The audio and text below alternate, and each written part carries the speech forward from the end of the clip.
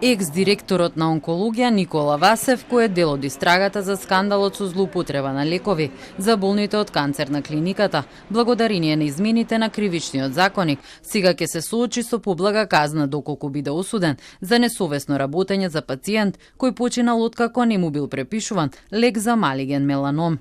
Обвинителката Лидија Раичевиќ на денешното рочиште во кривичниот суд го преквалификува делото и наместо потешки повреди на права, сега делото му се прииначи, на друг му нанел штета во делот на здравствена заштита.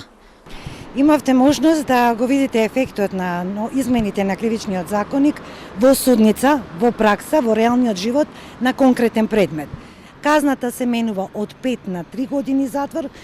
Васев се соочува со уште едно кривично дело во истрагата за начинот на лекување на пациенти на онкологија која е во тек. Вчера надлежни обвинители од Скопје биле во посета на колегите во Косово со цел да се олесни прибирањето на докази. Дали сме нашле или не сме нашле докази во овој дел од постапката, јас не можам да зборувам, но сакам да ви кажам на сериозноста и итноста во која постапува ова обвинителство со самиот факт што тројца обвинители вчера остварија,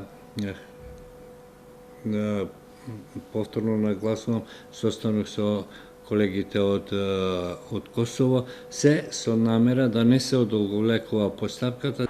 Васев, ако не за скандалот со онкологија кој предизвика големи реакции во јавноста, може да се спаси од делото за кое е сега на суд, бидејќи случајот согласно измените на кривичниот законник сега наместо за 10 години му застарува за 6 години, односно во ноември 2024. Раичевиќ вели не се чувствува навредена од измените.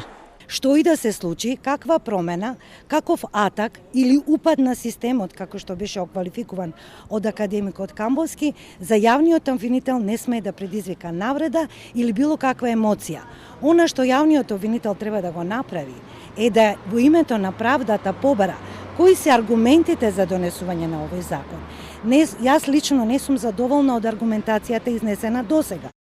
До Васев на обвинителна клупа се уште двајца доктори од онкологија, Игор Стојковски и Марија Симоновска. Тие се товара дека 3 месеци на пациентот не му препишувале терапија, пошто здравствената состојба му се влошила и починал во јануари 2019. Тие пред судот кажаа дека не се чувствуваат виновни,